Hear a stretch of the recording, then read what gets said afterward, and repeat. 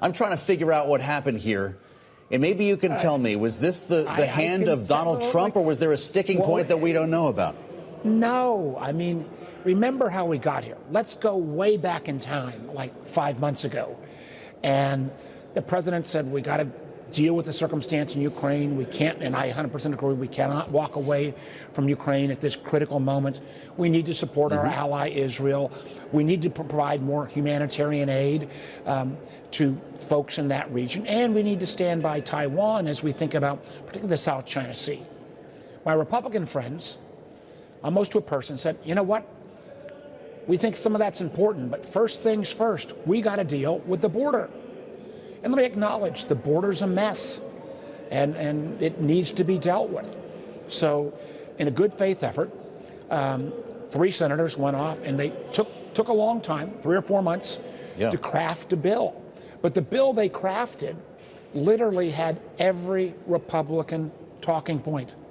Every issue, amnesty, parole, more folks at the border, more beds, trying to cut down the flow, no more catch and release. Everything that was on the list was included in the bill. And then suddenly, Donald Trump starts tweeting out, and this priority of border is dropped. And, privately, I don't think I should be amazed by hypocrisy anymore, but even this took the cake. A lot of my Republican senators are horribly embarrassed, but you're right. What you've heard is they are walking away from the border provision, not because it's not what they wanted, not because it's not a good bill, but because it appears nobody wants to cross Donald Trump.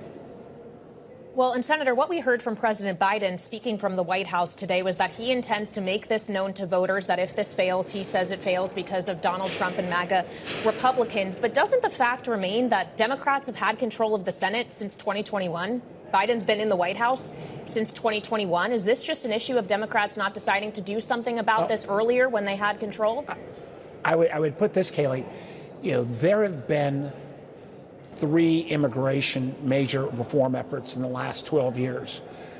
2012 or 13 was one, 2014, I think, when the bipartisan bill came out of the Senate. Republicans in the House rejected it. 2018, there was an effort around Dreamers. Republicans rejected it.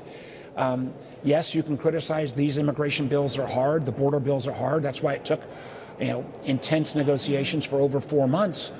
End of the day, a product was put together, and candidly, I feel a little bad for the Senate Republican leader. He supported it. James Langford, a very, very conservative, someone selected by the Republicans to be their lead negotiator. He thought it was a good bill. Everything was moving along until the presumptive Republican nominee says, no, I don't really want to solve this problem. I want to use this as a campaign issue. So I think after tomorrow's vote, if Biden and Trump want to litigate that, I think the American public will reach a conclusion. Who put forward a plan that actually was bipartisan, that could have stopped the flow on the border? Who wants to use it as a political issue? We heard from James Langford today. Again, the Republican negotiator at the table, the Oklahoma senator, was asked about his reaction to the opposition of his colleagues here. Here's what he had to say, Senator. I'm legitimately surprised at where we are at this moment, because as Republicans, we've done lots of press conferences at the border. We've had lots of conversations to say things have got to change. Now we get to this moment. I've got so many colleagues that are backing away. And that, I'm not saying it's all based on the political reasons. Some will have legitimate issues and say, hey, I don't like this part of the bill, or I wish there was more in it. But some are backing away also based on the politics of the moment. I can't imagine what it's like to be Senator Langford after going through all of this pain. But are we sure? I feel like I should start at the beginning, Senator Warner. Is this going to fail tomorrow? You do not have votes to get past this procedural hurdle.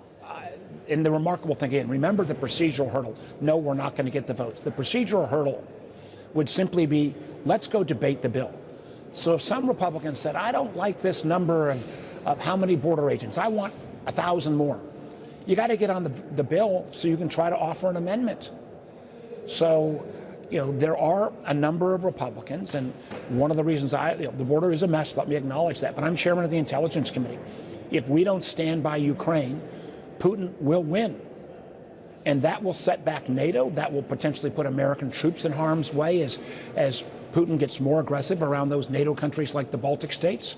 It is a national security disaster if we don't do that. If we don't step up both humanitarian and for support for Israel in the Middle East as we see our troops under assault and the Houthis trying to deal with the Red Sea, it will be a national security disaster. So there are important parts of this bill that still need to be considered, and whatever way we can get it done. I have a lot of Republicans now saying, well, I know I said I wanted border before, but now I really get the fact we got to help Ukraine.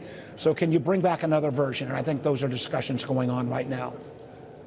Well, Senator, I'm glad you brought up the issues of not just Ukraine, but the Middle East in your chairmanship of the Intelligence Committee, as we are seeing continued strikes happening on U.S. forces from some of these Iranian proxies. Despite the strikes the U.S. has been conducting in return, it does not seem that our deterrence efforts are working. So what is our intelligence missing? Well, it's not what our intelligence is missing. It's the fact that, these Shia groups have been supported by Iran for a long time, have been established in this region for some time, more than a decade.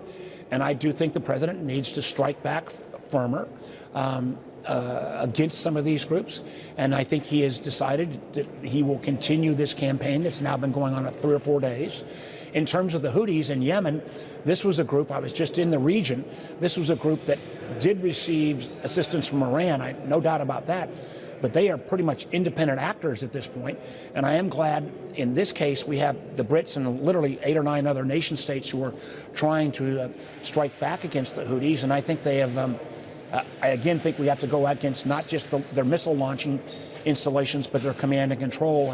And 2 nights ago, I believe it was, we've ratcheted up. What we don't want to do, and this is again where I make a comparison to former President Trump, there was an incident where Iran shot down one of our major drones a number of years back. President Trump brought a number of us in the national security field to the White House. He basically said, well, he was going to go ahead and attack Iran. At the end of the day, he decided not to, because that might have engulfed the whole region in a war, and it would even be more so at this moment in time. And he's decided, as a commander-in-chief, has the right to do a time and place to strike back.